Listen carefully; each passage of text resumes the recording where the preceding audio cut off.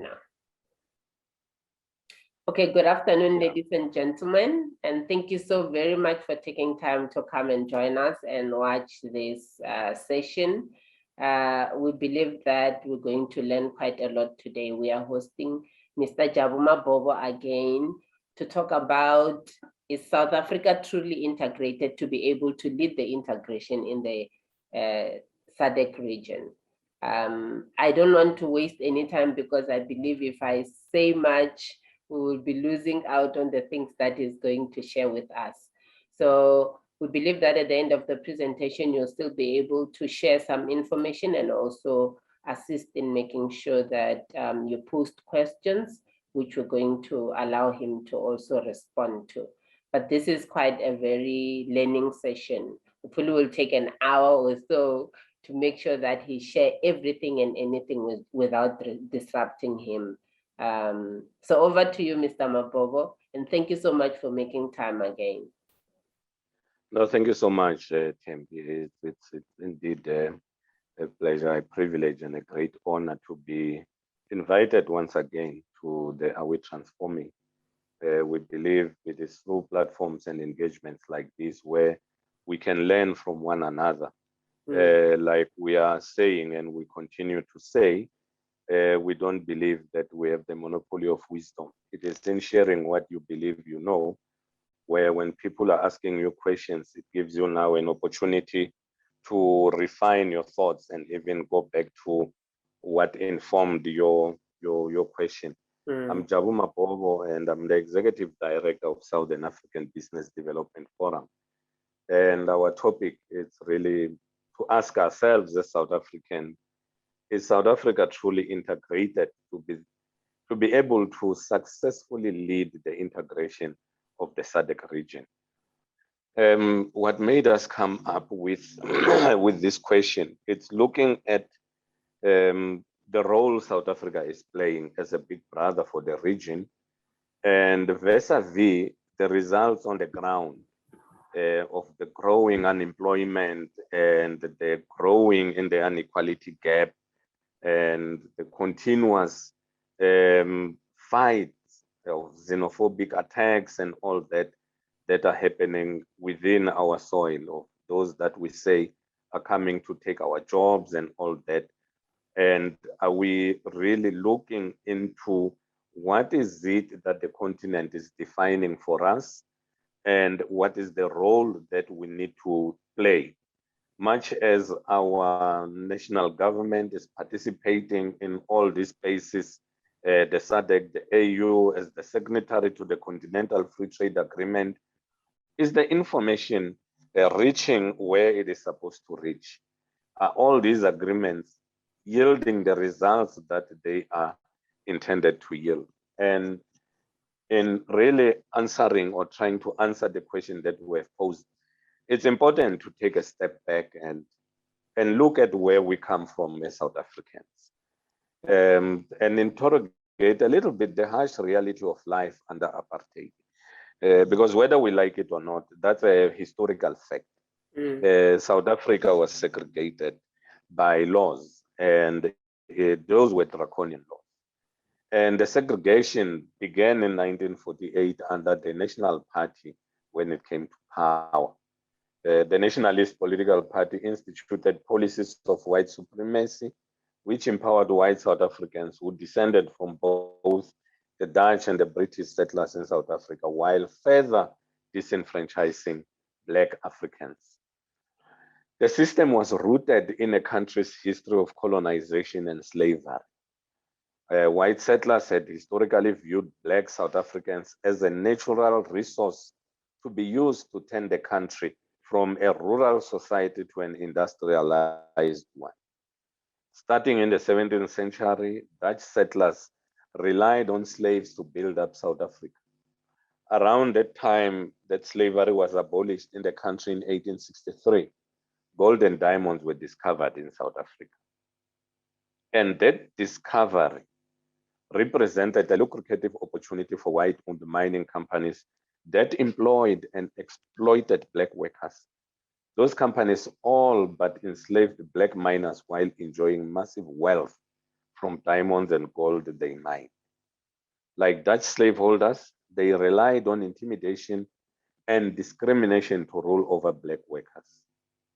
The mining companies borrowed a tactic that earlier slaveholders in the British settlers had used to control black workers, your pass laws.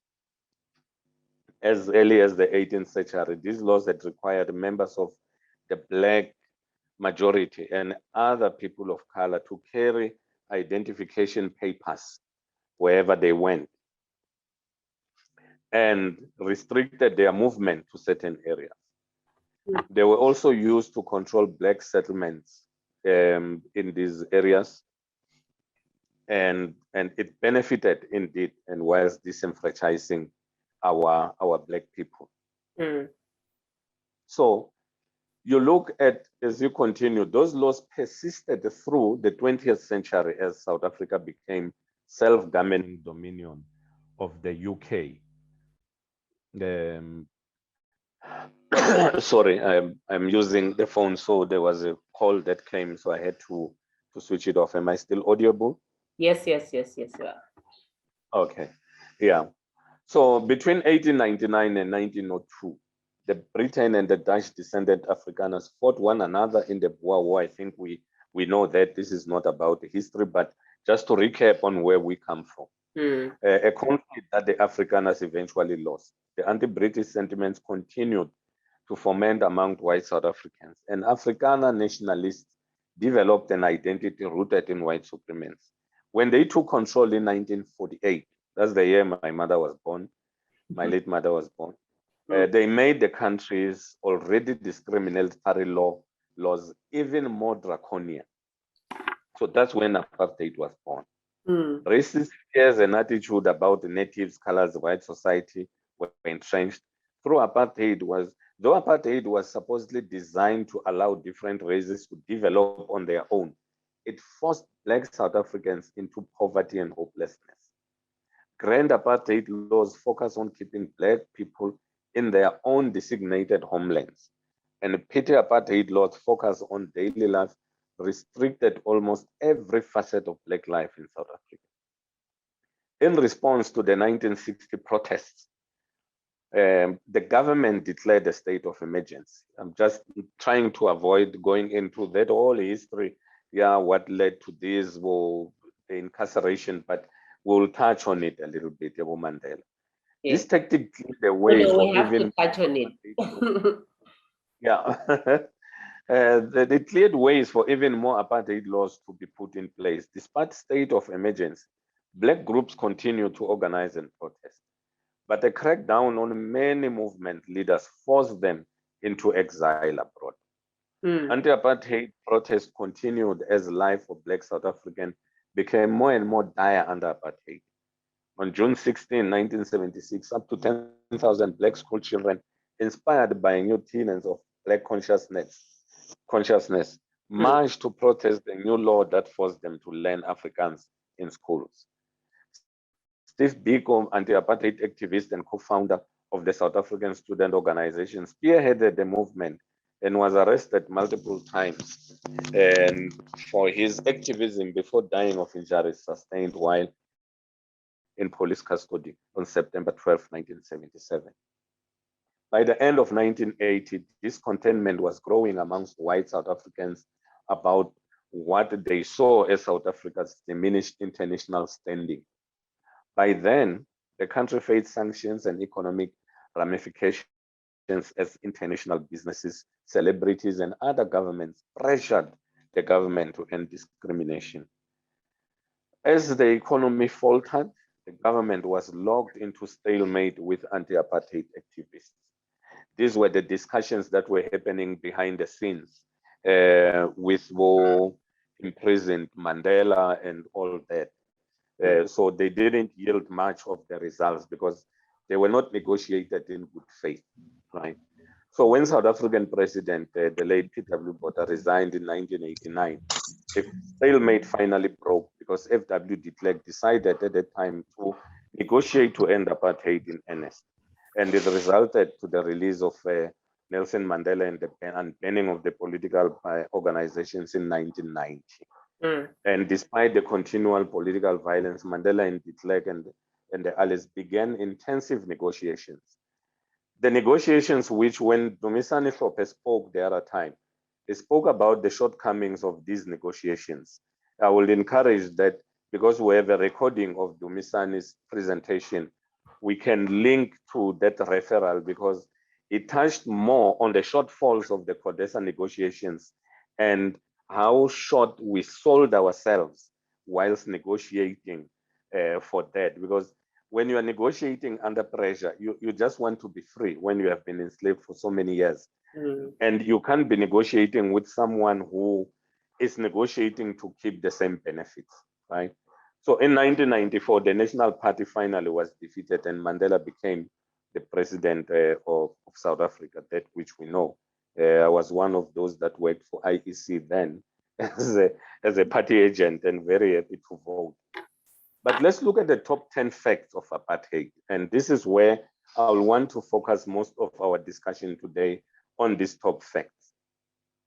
It says the whites had their way in everything. Interracial marriages were criminalized. Black South Africans could not own property. Education was segregated. People in South Africa were classified into racial groups. Political parties were banned. Not all white people were for apartheid, that which we need to know. Police brutality was rife in South Africa.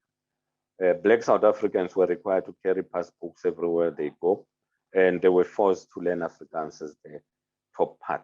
And this led to the formation of the Bantustans in the early stages of this apartheid. The Bantustans or homelands were established by the apartheid government, where areas to which the majority of Black population was moved to prevent them from living in the urban areas of South Africa. This led to the starting of the townships as labor dormitories. So Bosoweto, Soshanguve, and all these were dormitories for labor, so that you wake up in the morning, go to town, work in the evening, go back. That's why there was public utility companies, PATCO, that had the responsibility to ferry you every morning. And this legacy still stands.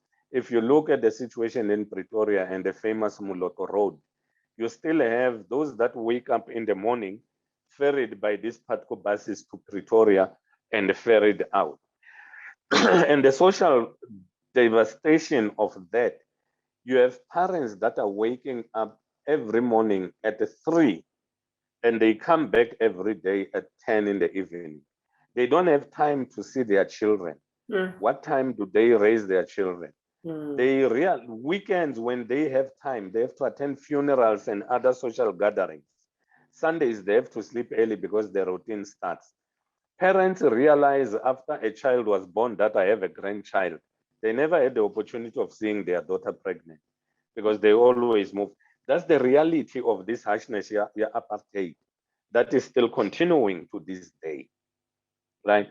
So the segregation took place throughout the history of South Africa during this apartheid era, and the practice of keeping ethnic, racial, and religious gender, that's what forced to these homelands. There were 10 in total.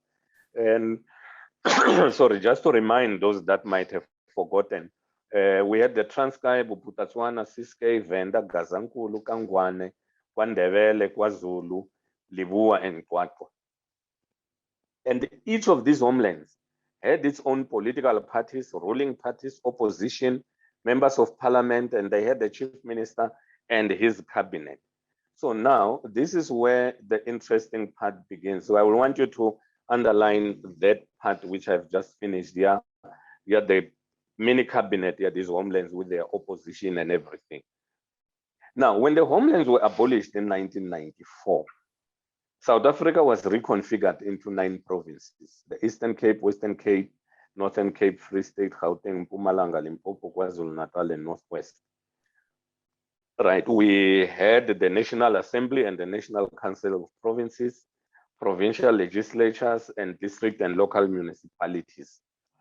But the merging of these homelands forced some provinces to merge 3 homelands into one. For example, Limpopo has merged 3 homelands: Gazankulu, Leboa, and Venda. Eastern Cape merged Transkei and Ciskei. Now, if we go back to what I've mentioned about their cabinet and the opposition, Black South Africans were taught by the system to be their own enemies within their own homeland. So all they knew was that which was around them and the laws that they passed amongst themselves, the culture that they had to preserve, and they had to oppose one another for them to continue to rule each other within those cabinets, the chief ministers and all those. So when everything was collapsed now to form a new government, and most of these leaders were co-opted to the National Assembly and the National Council of Provinces in Cape Town and the provincial legislatures in and around the provinces, there was a challenge here. How then do we deal with each other? Because this was the first time that we now have to be under one place where it is the former enemies parliament where we are sitting. And who do I debate with? Because the first time now I have to speak with those that are Xhosa speaking, Zulu speaking, and all that. In Limpopo to this day, we still have that challenge here. I'm a Tsonga speaking person. What will this Venda speaking person tell me? Or what will this Pedi person tell me? There are those that are still saying, I'm forced to come and work with these Pedis here, and yet that is my home. You still see the entrenchment of the Bantustan system in our minds, because wherever we work, we end up tracking with, I'm going back home. Home is where you have been taught when you were growing up that this is where you are confined. So your thinking is there. You had the returnees from exile who came back with borrowed cultures from their host countries, Marxist and all that, that took leadership. And when they took over the government, it was more about those that were in exile than those that suffered in the country that gained prominent recognition. You had the integration of the liberation forces, MK Apla, into SADF. And most of those that fought for freedom were not integrated. That is beside the abrupt stop, the armed struggle. And most of those that went into exile, trained as military people, were told, no more fight, no more armed struggle. So they were left disoriented.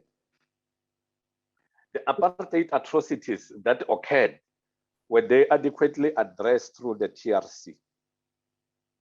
So this was the government of national unity under Nelson Mandela. So we still ask ourselves, were we truly integrated as Blacks? Are we truly integrated as Black South Africans? Do we trust one another? Are those atrocities of apartheid, of losing land, of being disposed of this land, of being treated subhuman? You know, you walk, I still remember vividly walking with my late grandfather in Louwtriggat. Though he was one of those middle-class Blacks who was a secretary of the school board, it did not stop a young white boy, my age, to spit on his face because we were walking, and there was nothing we could do because he was with his father. All he could do was just to show an angry face and a wipe. And when I asked, he said, I don't want to be arrested. So that dehumanization still stands to this day. It's a picture that is still clear.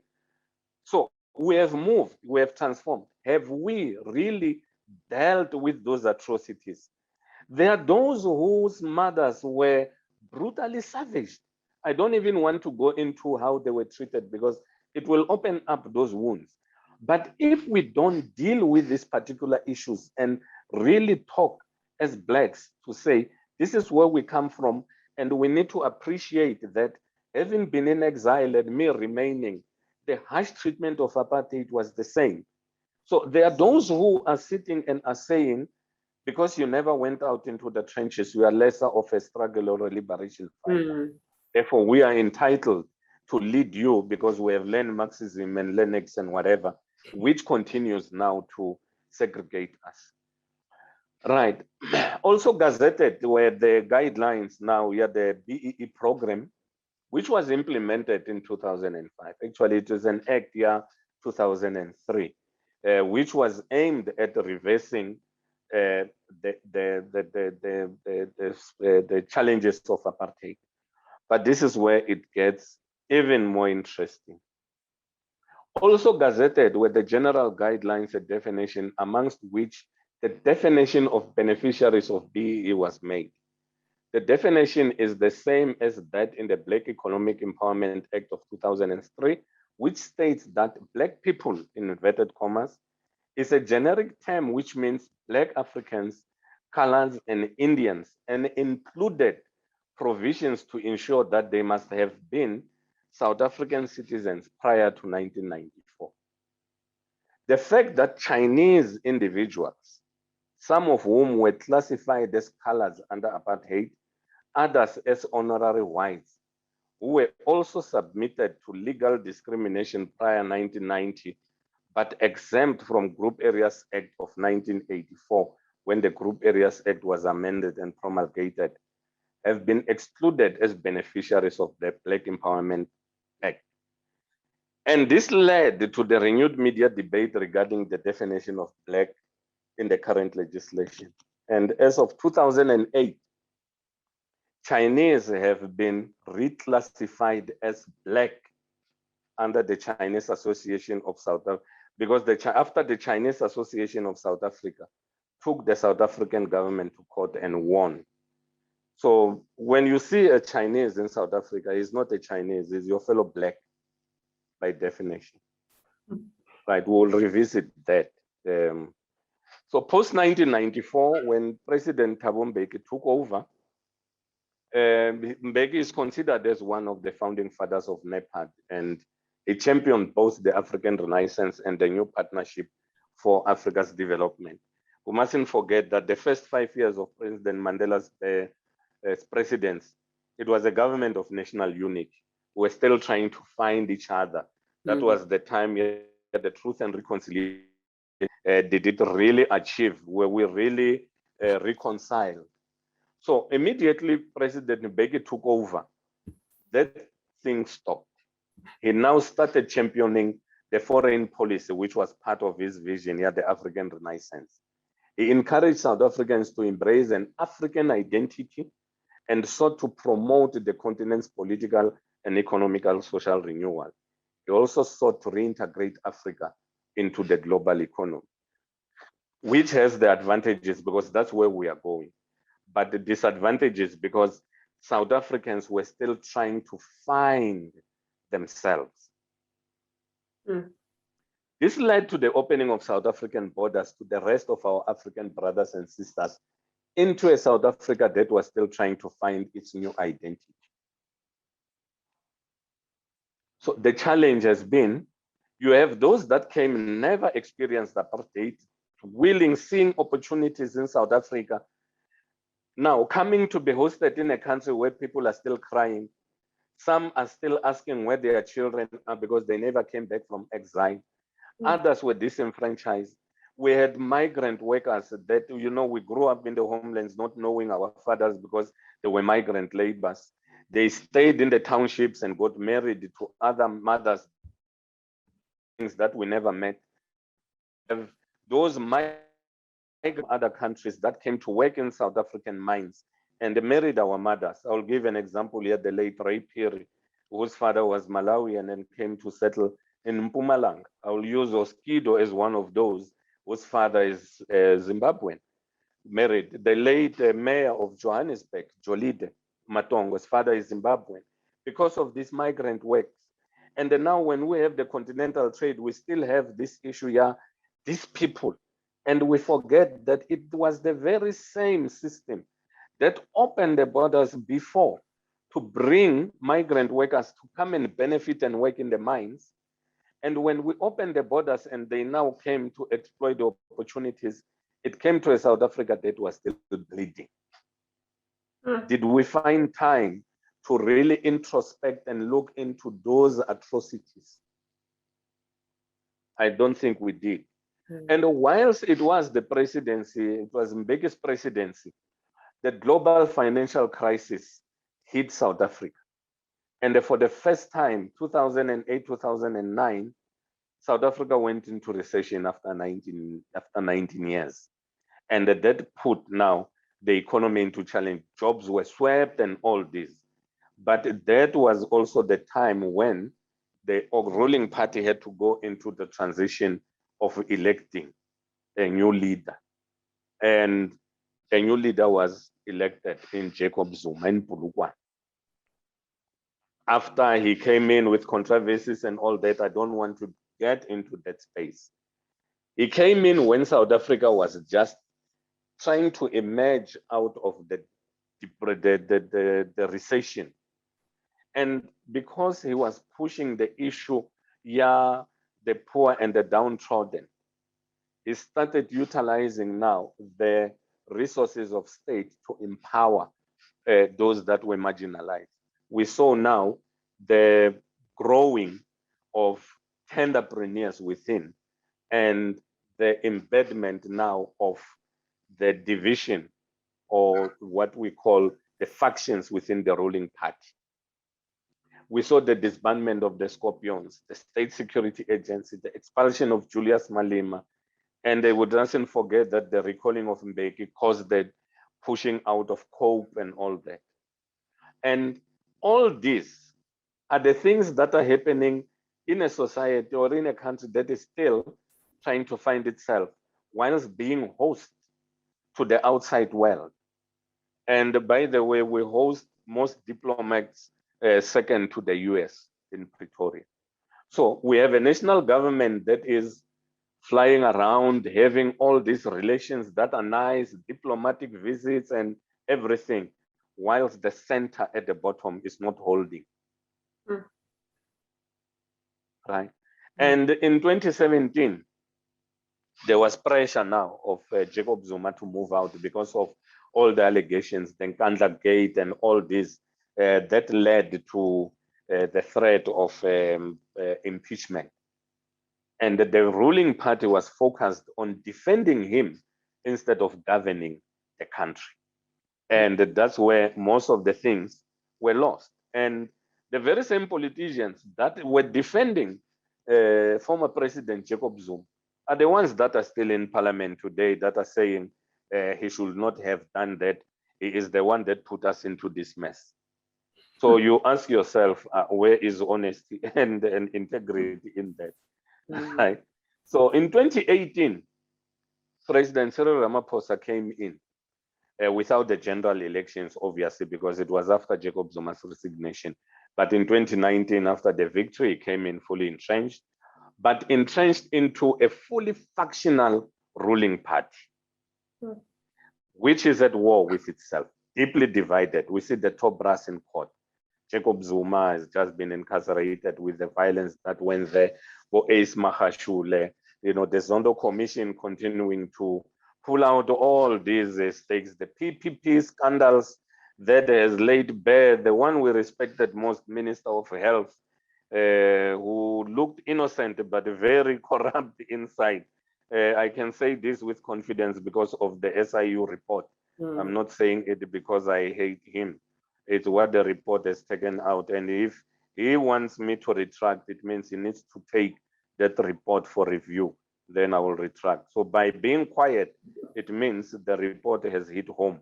So how many are implicated that are not yet coming out and driving?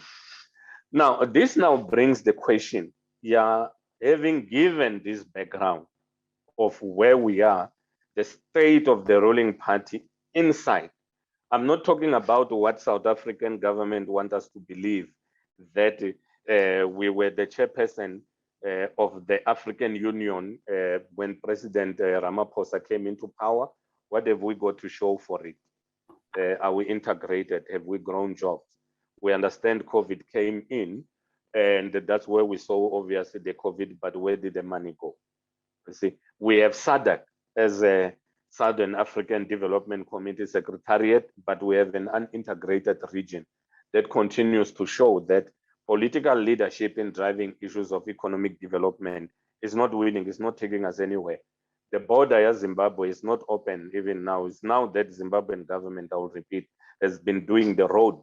After so many years of South Africa trading with Zimbabwe, it's only now that they are widening the road into dual lanes into Harare. And You have now just the Kasangula Bridge that has been opened, linking Botswana and Zambia. It was supposed to be Zimbabwe included, but they pulled out. These are the things that were supposed to be driven by the SADC as a political backed body, but it is not happening. Now, the question now is the economic diplomacy. Do we understand what economic diplomacy is as South African leadership? And in defining it, it is traditionally defined as a decision-making, policy-making, and advocating for the sending state's business interest. Economic diplomacy requires application of technical expertise that analyze the effects of a country's economic situation on its political climate and on the sending state economic interest. The sending state, receiving state, and when we say the sending state, it's the government when you have your diplomatic corps that you send outside your country. What do you send them to achieve? Because that's the sending state. It needs to be understood as that. The receiving state is us when we receive the diplomats. That is the deep economic diplomacy that we are talking about here. So when that happens, do we understand why we have diplomatic corps? Because I hear most of our sisters and brothers, mainly those that are in the Ministry of International Relations, their cry is, if I can only do one post outside, I'll come back sorted. For them, it's because there is money, is why I want to be sent out. We are not understanding the reason why you have to go out. The sending state and the receiving state needs to focus on the foreign business leaders, as well as government decision makers, and work together on some of the most cutting edge issues in foreign policy, such as technology, the environmental and issues of climate change, COVID now, and as well as more traditional areas of trade and finance. We are sitting today and we are saying South Africa has high rate of unemployment. We see people fighting each other, and we have more political parties because we swear at each other. And the whites are happy because the more political parties you form, the high unemployment goes. Because it is not about political power, it's about economical power. And we are not utilizing this economic diplomacy to work to our advantage because we have sent wrong people there. The versatility, flexibility, sound judgment, and strong business skills are all needed in the execution of economic diplomacy. So you don't send a person because I love you so much, Thembi, so I will send you to America in our diplomatic mission so that every time I visit America, I'll find you there. So you act as my girlfriend because I'm in this position. Defeats the purpose. Right? So you look at the scope of international and the domestic economic issues. These issues rules for economic relations between states. And this has been pursued since the Second World War. If you don't know, the Second World War, that's what led to what we call the Brandtarian, what we call the Marshall Plan, that made and rebuilt Europe to what it is today. Because they realized that if we don't come together and build Europe after of the Second World War, we won't come right. But they utilized it because they understood how to utilize economic diplomacy. Is it the case in Africa? When we get liberated, we steal the money that we are given to rebuild the economy, go bank it in the very same banks where that money comes from. Right? So you ask yourself, are the players that the state and all agencies that are involved in the international economic mandates, are they players that understand the economic diplomacy? So I will pause it there a little bit and ask once again, are we as South Africans in a position where we can lead regional integration with these that I've just raised now.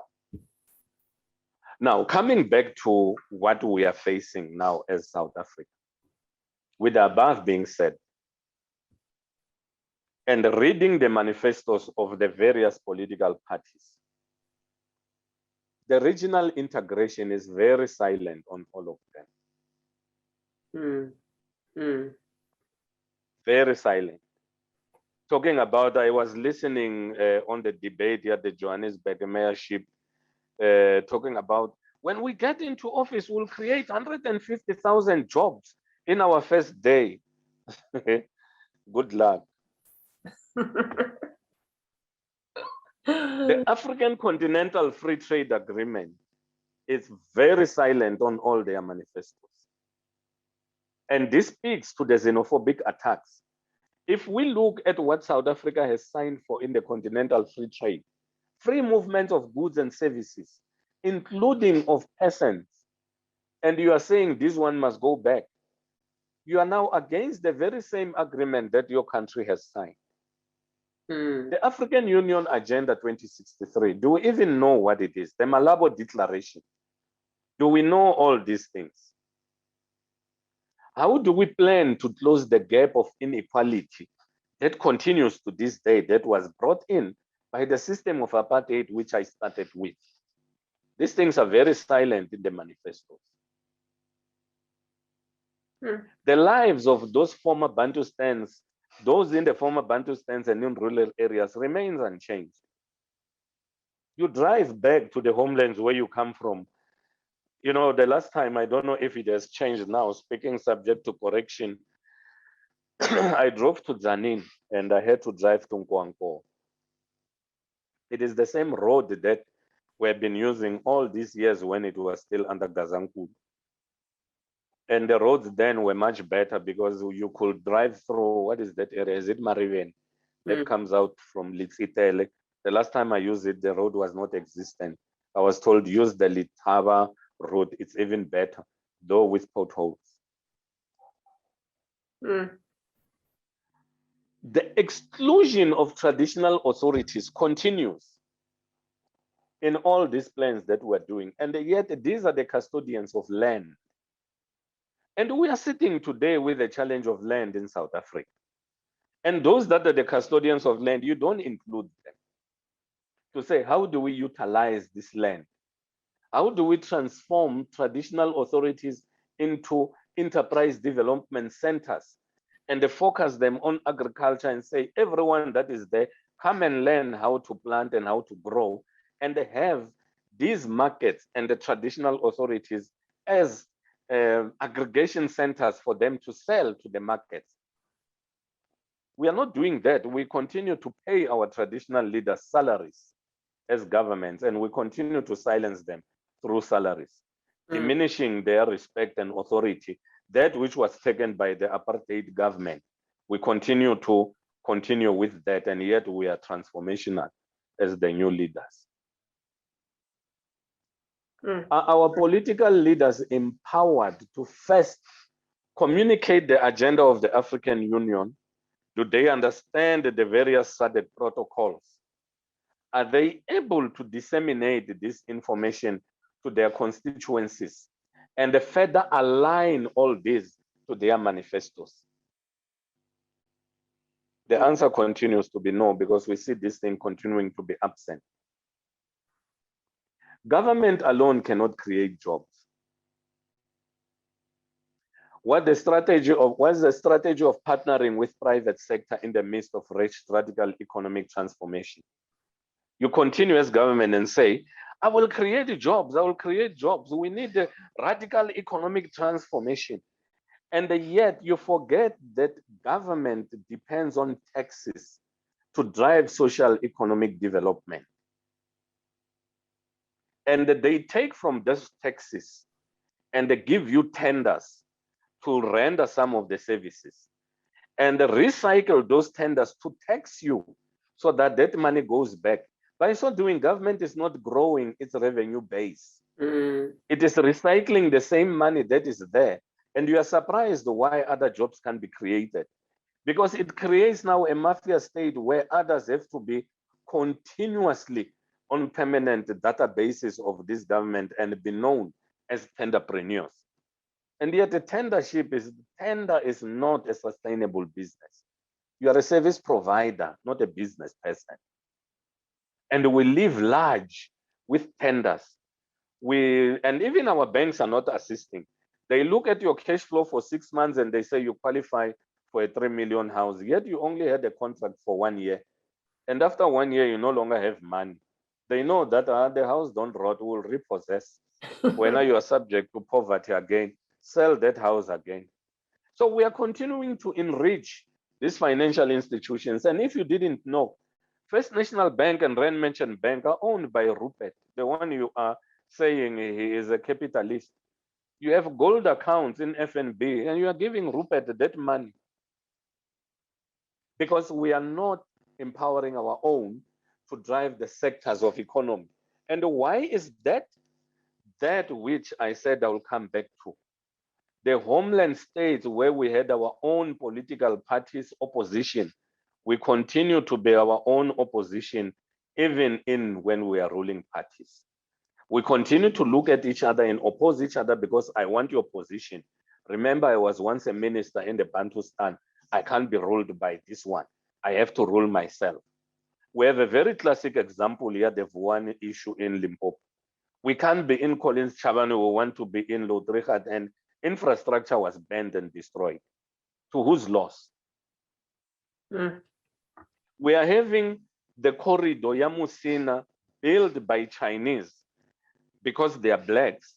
And the jurisdiction under the chieftains here, the Ramabulana people under Chief Mpep, they are not benefiting. You look at Musina now in the Nesfield Township, a ghost town. Musina is basically an immoral business trade for truckers. Musina is non-existent. And yet, that's a very strategic national asset. That's a reception when you are coming into South Africa from the rest of Africa. And what is welcoming you? Such a depleted infrastructure. Is this the South Africa you are getting into? Where people have to drive all the way past you and go and buy things in Joburg and go back. Oh, by the way, it's called Makad. I need to be pardoned for still using the apartheid name. Pardon my ignorance on that one. Yeah. Is the BEE helping our small businesses to compete with our regional counterparts? Because what BEE did was to empower blacks. And the most black businesses in South Africa are not millionaires because of hard work. They are millionaires because of a policy flip in 2003, which gave them shares in these businesses and immediately transformed the lifestyle into middle class, new golf players and everything. That's why you have Sentin so blossoming at the poverty that is just across in Alexander. You had people moving out of townships into suburbs and everything, newly found life, higher purchase and everything. And we are so indebted. We owe everything. The house we live in is bonded. The car we drive is high purchase. We are having credit cards with a high rate of interest. We buy from Woolies with a credit card. So we even eat on credit. So even when you see something wrong, you can't say anything because the government is giving you that job and is giving you that contract. You want to maintain this superficial lifestyle. Hence, you can't compete with your counterparts in the region because you are spoon-fed. You were given a business by government, and government is continuing. We want to empower our people. We're giving our people grants. Are grants really sustainable? Are you going to transfer wealth in a grant form? We're having children that are growing up, that are living out of grants.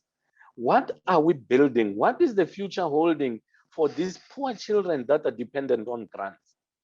And we are not seeing that. We see nothing wrong with it. Businesses in South Africa are dependent on government for funding. You can't do anything in South Africa without going to DTI, without going to SIDA, SIFA, and you even cry, I have submitted my application, it is not coming. Because you can't even approach the banks. You don't have history. You don't pay your debts because you chow your money. You don't pay taxes. So you chow your money and you are blacklisted. You can't put another tender, register another company. And in 5 years, it has caught up with you. You are back to the trenches, back to the homeland where you are from. Now back to life, and we laugh at you for a year. And after that, we have forgotten. So that's the vicious cycle. And that's why I'm asking the question, is South Africa truly integrated to can lead the integration of the region? Because if you lead the integration of the region, you have to bring something to the region. You have to bring businesses that are going to trade with the other businesses in the region. So what are we bringing and what are we taking over? Which brings me now to the last point, the BRICS relations. Brazil, China, Russia, and India that are in partnership with South Africa to form the BRICS. Not forgetting that Chinese are considered blacks. The goods and commodities that we are getting in South Africa come from mainly these countries. They are rebranded and they are sold into the rest of the African continent, mainly the neighboring countries. There has been a huge drive by our white counterparts to develop malls across. They are anchored by ShopRite, Food Lovers Market, and they have to have fruits and veggies all year round. And where are these fruits and veggies coming from? Because we know it is not mainly from South Africa. You still have the issue of expropriation of land without compensation. So they can't be plowing there because agriculture is long term. So they are getting it from Chinese. So fellow Chinese that are South Africans are entitled to order from their cousins back in China to bring it here and rebrand it South African and sell to the rest of the continent. That's why when you look at the statistics, South Africa is seen to be exporting a lot to the rest of the continent. You look at the figures, they are so exponential. But you look at the high rate of unemployment and the inequality gap continues to grow. So who is benefiting out of this trade? And yet government is driving and leading business. Because business cannot bite the hand that feeds it. You are funded by government, you can't tell them that change this, it is disadvantaging us. So that's why the question still goes, are we truly integrated as South Africans to can be able to drive and lead regional integration? And if we don't ask ourselves these honest questions and put in place honest politicians who will know that my responsibility is to go in and create an enabling environment for business to thrive, not to drive business because I know that I have a 5-year term and I need someone who will take care of my interests so that when I retire from now, after 5 years, even if I'm not re-elected, I know that I've taken enough, it is taken care of by that one. We will not go anywhere. We will continue to lie to ourselves. We will continue to fool ourselves.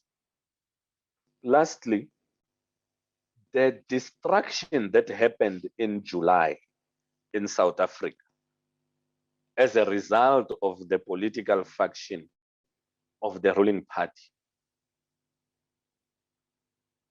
The quietness that has happened is as if nothing happened in South Africa. Like there was never destruction. Life is back to normal. We are back into those areas where this destruction happened, where small businesses were destroyed, campaigning for local government elections on the 1st. And we are all in it as political parties, busy at each other's throat. No one is talking about that element, yeah, economic empowerment and the inclusion and regional trade. We all want to ascend to the throne of power so that I can be in charge. In charge of what? That's the question we need to ask ourselves. Because those that have money are those that had it even before. You only have political power. You don't have economic power. Hence, you can't lead economic integration of the region. I submit. Wow. Ladies and gentlemen, today was actually more of an information session. That's why we even decided to start before people connect. There's been quite a lot of people who have been struggling to connect. I don't know what is it that I pressed that made people now to struggle. But those who joined us a bit late, we were talking about, is South Africa truly integrated to be able to lead the integration of the SADC region? One of the questions that before we started, I was asking Mr. Mabobo was, what are the reasons that makes all these political parties not to talk much about the free trade? Because that is probably one of the solutions we might have that will assist in making sure that we address issues of unemployment. So because at the time we're not recording, I'll ask you to speak to it again in response to that question.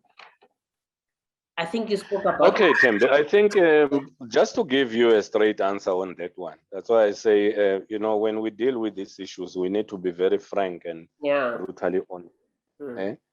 The reason why we are not talking about this is because we don't have the right people in those leadership positions. I'll give you an example, which is very straightforward. Yeah, our ruling party. I'm speaking about the ruling party, and I need to give a disclaimer. I'm a member of the ruling party in good standing. So I'm not criticizing or saying this out of anger or malice. I'm just being honest. Because if you don't say the truth, you don't love your brother. We want in our leadership people that will obey you. You see, when former President Zuma was facing challenges of impeachment, pay back the money and all these things, including the report here, the former public protector Thulima Tonsel, which said he reneged on his constitutional duties and he had to be fired. The then Secretary General of the ANC, Gwede Mantashe, went down to tell the MPs that they have to vote according to party lines. They don't need to vote according to their consciences. And they all did that. They voted according to party lines. So were the party lines in line with moral justification of that which the president took an oath of office for? Because you take an oath of office to uphold the constitution. And when you then deviate from that, that's the first point of departure. If you then don't protect the constitution as a president, that's the first point which you need to be held accountable for, irrespective of who you are. If we say we are all equal before the law, right? You look now at what is happening in the nomination list of those that are aspiring to be councillors of these political parties. I will again focus on my political party. People are being killed for a position of a councillor. Because I want to put my own who will be able to drive my agenda. You know, you ask yourself a question as an African and say, what has happened in Johannesburg? You had former Mayor Makhubu dying of COVID-related incidents. You have, after that, former Mayor Jolie de Matongo within a month dying of a car accident. And you have, within a space of a week after Matongo's death, a mayor in Northwest dying of car accident. And then you ask yourself, are these really car accidents or are they man-made accidents? Hey. Right? So what is in there when you look at all this? You look at the issue, KZN in particular. where you have the seriousness, the faction, our leader is Jacob Zuma because he speaks our language and he is of our descent. So we will blindly support him, whether right or wrong, because he's one of our own. Is this the right thing to do in this year and age where we are talking regional integration and integrating and being on the global village? Did he do right? Did he do wrong? That's the thing that we need to ask. No, we will defend at all costs, right? So we want people that will be loyal to our cause so that our stay in office can be sustained. Because we have made these ministerial positions careers. You know, in the ANC, you have ministers that you know that are, even after elections, you know who the Minister of Education is. That will not change, you know. So it's a pensionable position, right? So it is no longer about putting people that you will hold accountable. You are putting people that will listen to you because you are promising them a tender and then they will vote for you. So you are keeping a constituency loyal to you so that they can continue to put you in power by giving them enough, but not taking them out of dependency from you. That is what is killing us. Yeah. Wow. Is there anyone who would want to make a comment or raise a question or pose a question, so to say? Like I indicated, it was more of an information session. You would we'll share the video with you so that you can also listen to also the, like during the beginning of the session, so that you can understand the background of where things started and where we are. One thing that actually stood I out. can also add, Thembi, sorry to be rude, I can also add and say, if those that have logged in can leave their email addresses on the chat box, I will send you the presentation and you can email to them. So they can connect what we have spoken to what is on the presentation and they can share it. Yeah. That would be great. So ladies and gentlemen, you can leave your email addresses so that we can share the presentation like we did. That's actually what you usually would do when you come to our platform. Mr. Mabobo, the issue of us wanting to stay as Tsonga speaking, Pedi speaking, Zulu speaking, and even protecting those territory, you hear people saying specific ethnic groups are more better than others, or they are more intelligent than others, and which for me is a continuous divide and rule that was started by Hendrik Verwoerd. You are rightfully indicating that it continued like in a different blanket through provinces. Why were we having those provinces? It's another topic probably for another day. So in a way, we adopted the same policies but just changed the names. What are the implications of those? Currently, you indicated that we are fighting each other in parliament, black against black, continuing what was happening in the homelands. But it's still happening even to those who are not in power. I mean, you hear people belittling each other in office space or workspaces or even in business spaces because of their ethnic group. Before we even talk about those who come from the other countries, how do we deal with that? That is not an easy one to answer. I know. Because I think, that depends on an individual and the level of exposure and how willing are you to explore other avenues beyond that which you know. So that I will leave to individuals to check that if I say I am educated and I have studied, how far is my knowledge willing to take me? If I say I've learned, how do I benchmark my knowledge with others? Because in the world of the blind, the one-eyed is king. So you can grow up believing that you are great, and because you are in an environment where you are the only one who is informed, and yet when you go out, you'll find that that which you think you know is nothing compared to what others know. So that is how we learn, and that is how you discover other areas. Like I mentioned in my previous presentation, South Africa was discovered as a result of trade. Yes. People left Dutch and they were going to India on the other side. And in between, they say, oh, there is land, so let's make it a halfway house. And making it a halfway house led into what we are in today, right? The other issue is, if we want to ask why are things not changing, you look at the government bill in terms of salaries. Let's start from the political structure and we take it down. You have the National Assembly, and you have the National Council of Provinces, that goes into the National Cabinet. You have your ministers, deputy ministers. They have offices in Pretoria and Cape Town. You have the provincial legislatures. You have the district municipalities.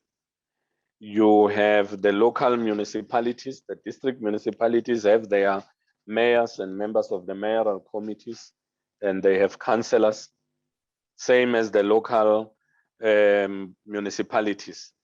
And the district municipality overlooks the work of 5 local municipalities.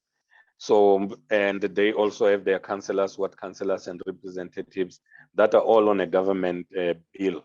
You have the tripartite alliance that forms the ANC, and agree that we're voting the ANC and this is what we are going to do. And yet one of them is COSATU that represents the workers and is supposed to be speaking on behalf of the workers, and it is in bed with government. So are the representations still genuine? And we think we have seen in their last call for the strike. And I asked the question, but you are part of government. Are you not supposed to be as part of the solution in what will avert the strike in your negotiations? Because if something does not work, if a relationship does not work, why force it? Why are you not moving out and say, I've tried, it's not working? That's when we will see your genuineship, that you have divorced the tripartite because you have a standing and you have the true belief that you are representing the workers and the workers are being exploited. But if you continue to be in the same space, you are not winning. You are having the Secretary General of the Communist Party as the Minister of Higher Education and Innovation, if I'm not mistaken. And that oversees the SETAs that are supposed to be skills development institutions. And South Africa is sitting with high rate of unemployment because of the skills shortage. Then what is the responsibility of the SETAs? Well, why are we having that? Why is this not being discussed within the tripartite alliance to say, I sit in this portfolio, COSATU, we are having workers and we are seeing technological innovations that are continuing to render most jobs redundant. What are we doing to reskill our people so that they can now comply or be in line with the dictates of the world? But no, we want the government to keep our employees on employment. Yes. Right. So these are some of the things which I believe we need to look deep into and say, is the relationship still viable in this VUCA world where it is volatile, uncertain, complex, and ambiguous? Are we still applying old tactics for new tricks? So if we don't ask ourselves and we are not honest with ourselves, because I want to keep you, because the votes are a numbers game. You will bring votes to keep me in power. Then we are defeating the purpose of being in government. So true. We'll eat together as long as you keep me in power. Let me recognize Tebogo. She raised her hand. Tebogo, over to you. Good afternoon. Can you hear me? Yes, afternoon. Yes, go ahead, Tebogo, I can. Okay. Thank you very much, Mr. Mabobo, for this presentation. You know, as you were speaking, you were actually pointing out things that I have been questioning myself on. And I've always asked myself that, what is it as a country that we can do to actually move from the stance that we are on at the moment? Because you've spoken about the transition from the apartheid system into the democratic system that we say we have. And you've asked actually during your presentation a number of times about our identity. We developed policies, we developed ideas, but we did that without actually finding our identity as a country. And that is a question that I've always asked myself, that who are we as South Africans? What is it that, when you say South Africa, what is it that we would be looking into? What will distinguish us from the rest if we say South Africa? And I found like the points that you were raising were very, very valid. And in that sphere, I find myself being challenged that for as long as we do not know who we are as South Africa, it will be very difficult for any political party to come up with a program or a manifesto, as they call them, that will move us away from where we are currently. Because I believe that we have adopted other people's programs and ideas that worked based on them, on their situations there, and we've just brought them into our country. We have innovative minds in our country. There are we like on a regular basis would hear in a situation where a child from some deep rural areas came up with a solar device that would make water boil or whatever. We would hear things that people from the ground are developing. But because of the way our government is systematically programmed, it's unable to support those ideas. Whereas when we see in other countries, they would own up ideas of their people and try to expand on them and make them work for the people. So the way our government is set up at this point, I don't see a situation wherein we would resolve most of our economical programs, because we have, our system is made up in such a way that we depend on other countries for us to be minimally maintained, if I can put it like that. I'm lacking a better word here. So my question, or maybe I'm not sure if maybe it would be the right way to say a question, to call it a question, but I'm just thinking out loud here, and if you might be able to assist me with the answer there, I would appreciate that. My thinking is that in order for us to move from where we are currently, what is it that we need to do? Because I don't think that taking smaller steps might take us out of here anytime soon. But is there anything that we can do to ensure that we become self-sufficient as a country, as opposed to rely on other people? I know we cannot completely be self-sufficient, but if there's wherein we can just control our economy, if I can put it like that, is there anything that we can do for us to be in that position wherein we control our economy? Thank you very much. That's it for now. Thank you. Is there anybody thank you else very who would much, want to raise the question before he responds? Mr. Macheta, you wrote something on the comments. Would you want to put it so that it can be recorded for everybody to listen? Would appreciate. No. Hello? Yes, we can. Okay. No.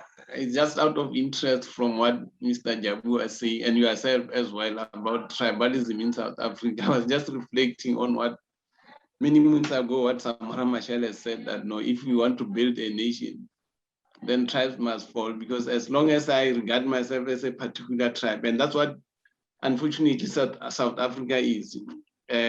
We are a country of many nations.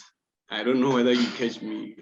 Remember recently when King Goodwill Zwelithini passed away, even the president, when addressing the people of KZN, he was saying the Zulu nation, and I don't know which nation was he referring to, but everybody is talking about, so therefore is the Zulu nation, therefore is the Zulu nation, the Pedi nation, the Xhosa nation.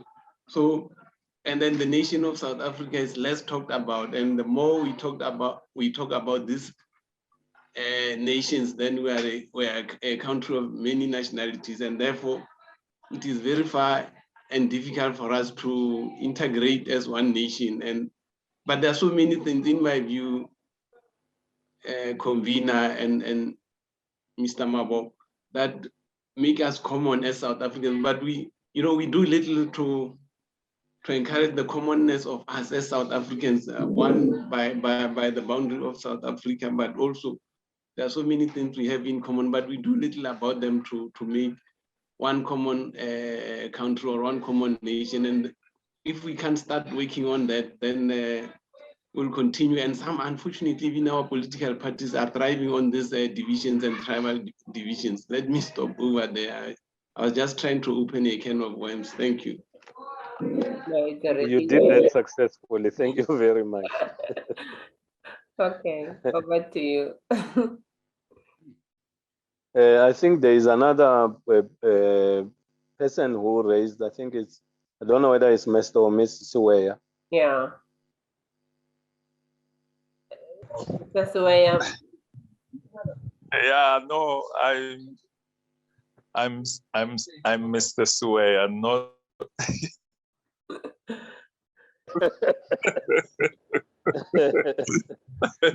No, I wish to apologize for joining late. I'm busy sending to my colleagues, telling them how in this type of forum. We're missing you there. No, I'm saying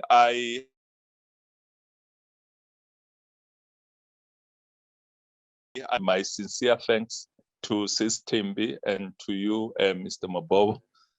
The information, it's you don't miss your way.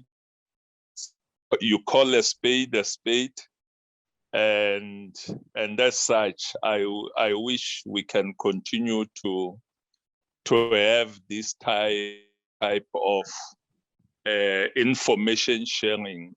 Mine is to say thank you and continue to share whatever you are having. Thank you. Okay. No, thank you very much, Mr. Suweya, for such encouraging and humbling words. Thank you. No, I don't know if you allow me, Thembi, to answer sure you can. the question. Masingi, would you want to say anything? Because after that, we'll also do the closing. We don't want people to run and watch Chiefs without getting all the information that you would have shared. Masingi?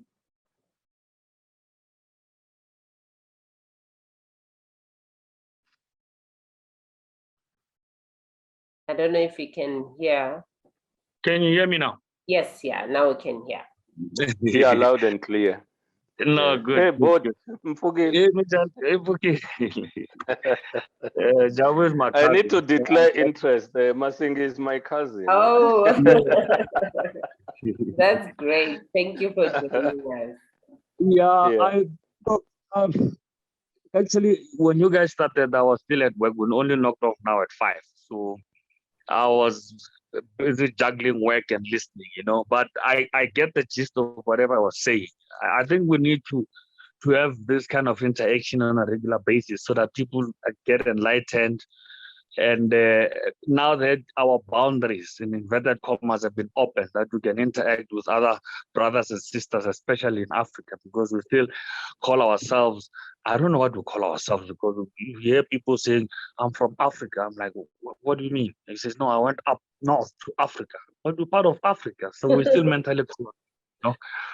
So I think, and Jabu, now that he's actually in Zambia and he's busy opening up these boundaries and turning around this mental slavery that we are part of Africa, we just mentally colonized to think like that. We probably maybe we should talk about that in the next topic, whereby we think we're superior to other African countries, and they think we are stupid because they think we're actually backwards because we have been colonized with the last released actually from mental slavery. So that kind of interaction is very, very important, that people understand each other very well. You know, that's what I can see. But I got the gist of what Jawulani was saying.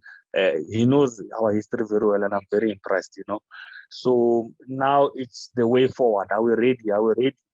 I am not too sure. Like you said, that there's a lot of babysitting here. There's a lot of corruption.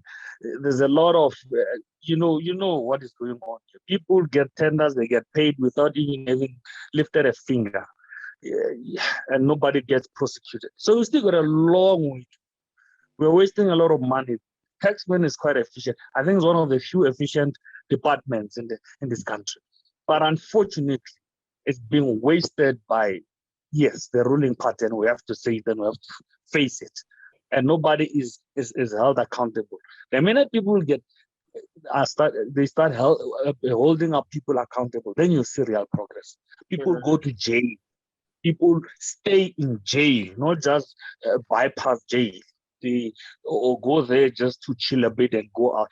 They stay in jail and they feel it.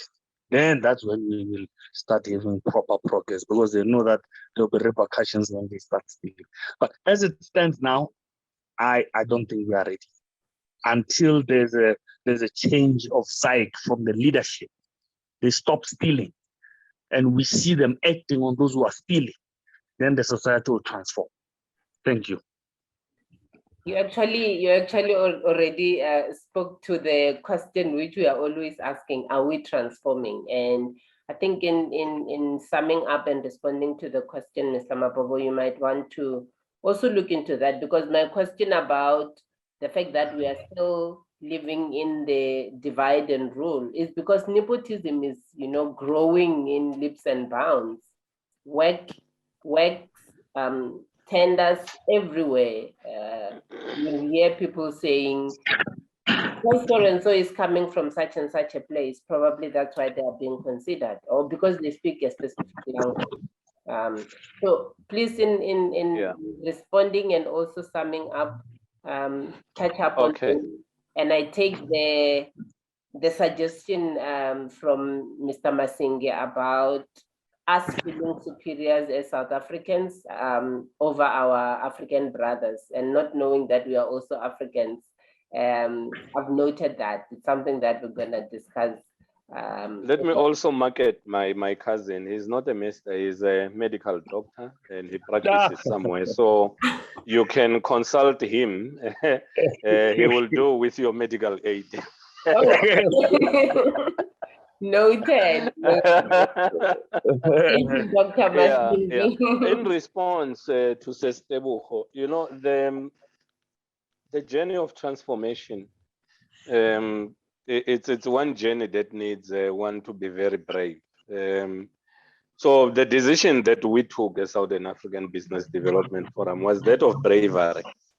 And we looked at all the questions that you have asked. Is South Africa ready?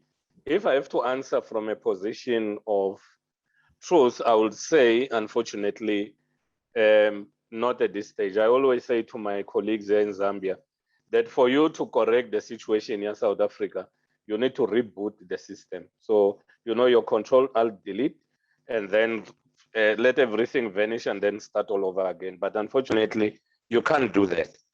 But in trying to correct, these are some of these steps that we want to take. our point of departure is working with the traditional authorities, turning the traditional authorities into enterprise development centers because they have an asset, which is land, as a contribution towards whatever business partnership that will go into it.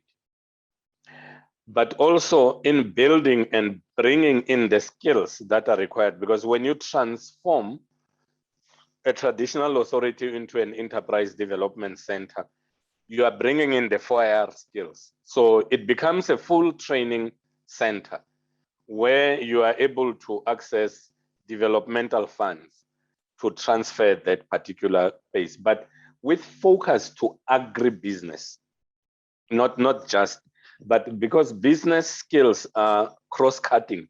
If I give you the basic business skills, whether you're in agribusiness or any other business, those skills will come in handy. Then it becomes the responsibility of the traditional authorities to utilize their land as a training institute, because today for you to be able to trade, your agricultural commodities need to be certified to be of global standards. So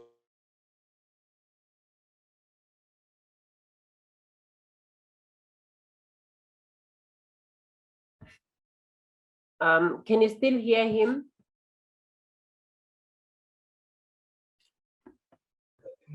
No, we can't hear him. No, we can't hear him.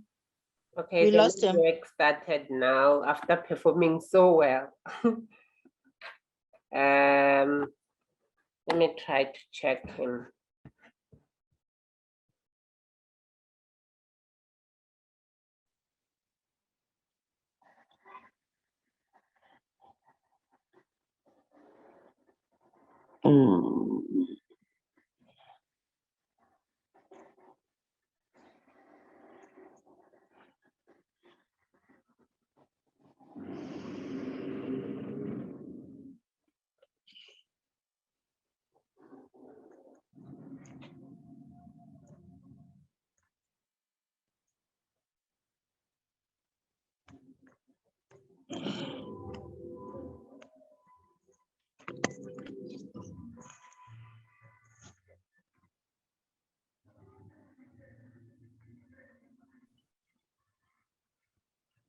Just bear with me, I'm trying to call him now.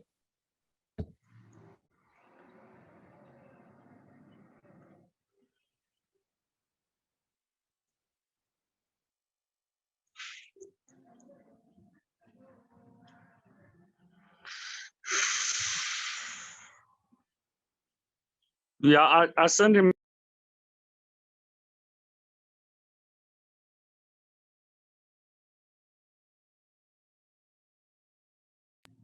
Hello? Yes, Are you guys still there? Yes, yes. Yeah, I sent him a WhatsApp. He says he's busy reconnecting. I think maybe he had the problem. I don't know what happened there. Yeah, Network or something. network, it usually give him problems. Thank you so much. We'll just wait a little bit. Yeah. If you've got any comment, you can you can just raise it. I think this was quite of an informative sessions, and would appreciate to have your email so that we can share with you, Dr. Masingi, the video when it comes out. So you can drop on our chat box, then we will share the information.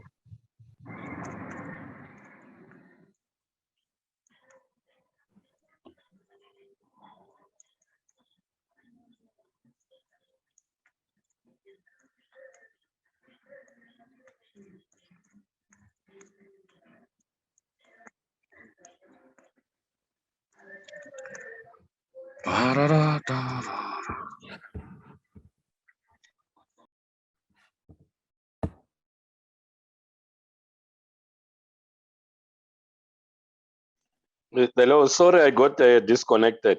Yes, welcome back. You can proceed. Okay, thanks. I was saying, we working with the traditional authorities and turning them into enterprise development centers. And what this means is you're able to access the developmental funds for you to change that particular space into a 4R training center where you give the business skills across the business line, but focusing on agribusiness. But secondly, we want to connect the traditional authorities with traditional authorities this side.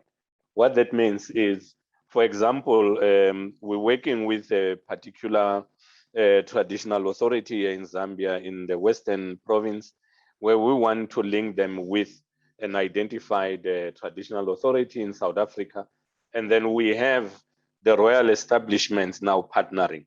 So the essence is, whatever is produced on the other side, they register a business where they are both shareholders. This side is registered and that side.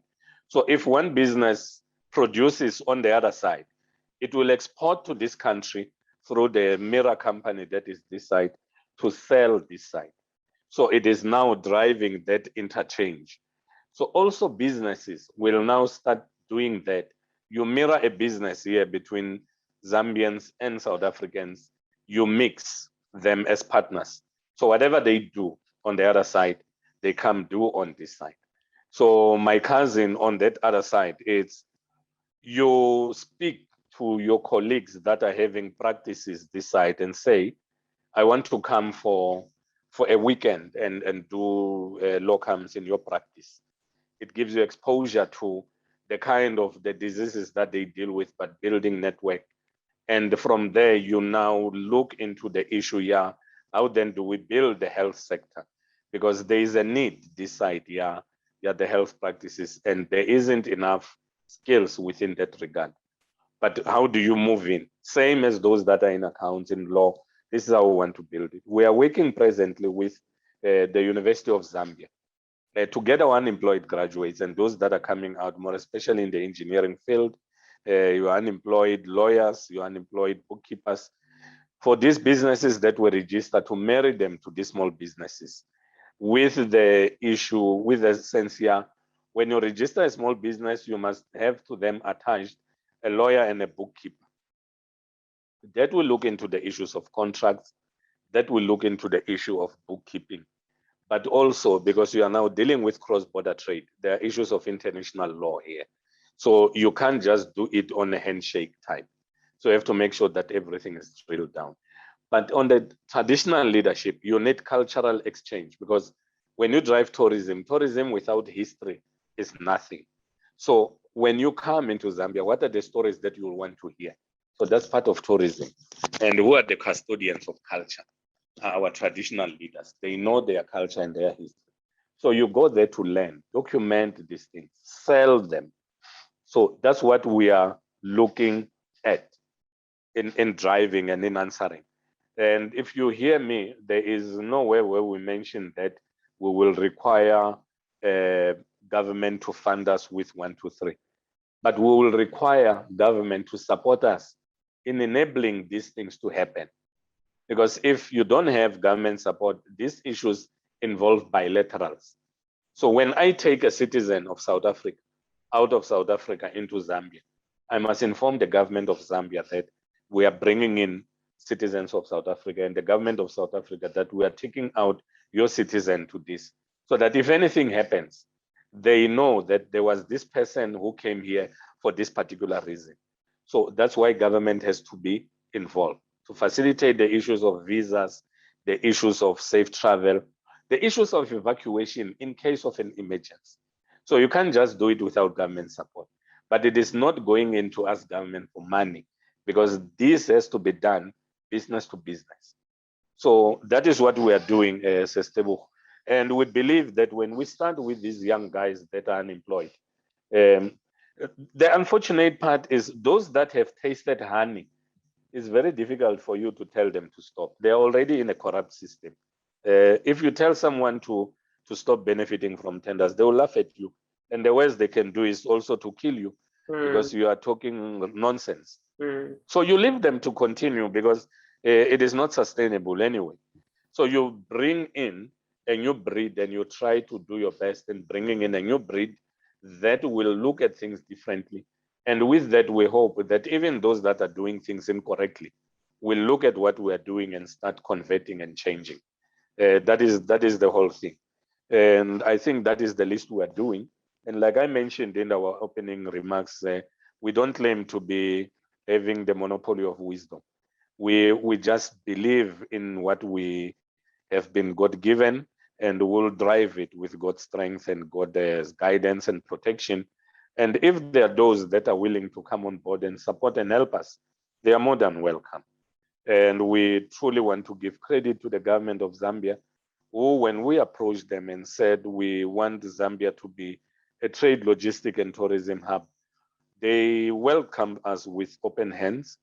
I speak now, we have a memorandum of understanding with the government of Zambia through the office of the vice president to drive and turn Zambia into a trade, logistic, and tourism hub of the region.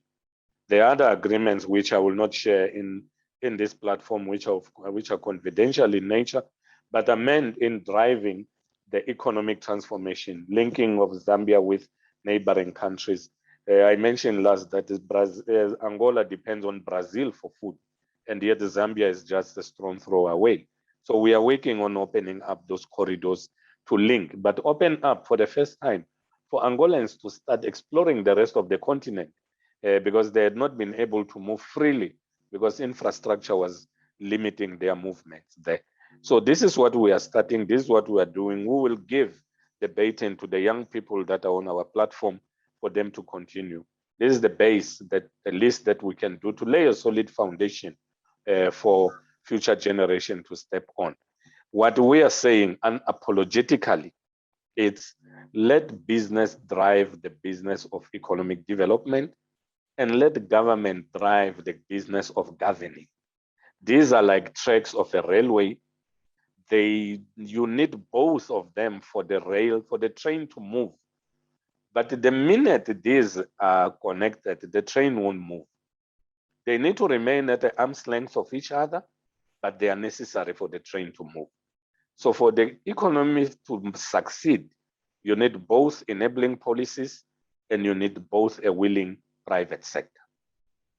Thank you. Thank you so very much for the information session and for all the, I think you're even giving us ideas on how we can participate as citizens, not only to listen and just be wowed, but also to ask ourselves, what is the role that we can play? Because some of us are already in government, and we can see how things are being done, and we can be able to assist where we can in giving ideas, or even to facilitate how this free trade can become something that government has to look into if there will be a way of improving unemployment that we are faced with. Thank you so much. And to everybody who made time to come and join us, and those who are going to be watching after the recording, we really appreciate your time. If there's anything that you would want to say in closing again, because we're still gonna have you, you are now part of us. We're still gonna host you. It's not even a request now, it's now something that we are working towards, and we're gonna probably have a series of sessions where we're gonna talk about what is this free trade in details, and invite more people that will talk about it, to educate ourselves, and also to make sure that the South African Business Development Forum educate us on how we can participate in this free trade. Just closing words, but we are grateful that you have made time to be with us. No, it's just words of thanks for the opportunity given to be on the platform, and thank those who really saw it necessary to make time to be with us. And thanks for the contributions, the remarks, and the question asked. The compliments are highly appreciated, and it keeps us going. As the least we can do, we need to learn from each other. And yes, we are available with the little information that we have. We will share. And if it is helping others, we will do. But we are indeed extending our hand of help as a Southern African Business Development Forum. The primary mandate, it's embedded in our words, developing businesses, not only to focus in South Africa, but to participate and take advantage of the continental free trade, because it is happening in our Africa. and we cannot be spectators. We need to be active participants in this economic trade. Thank you very much. Thank you so much. And to everybody, if you are still holding on to being a specific ethnic group, probably is no longer going to be, benefiting you anymore. And you might want to look into changing so that we can have an integrated SADC region and also an Africa that is integrated. With that said, thank you so very much to everybody. I am Thembekile Phylicia Makhubele.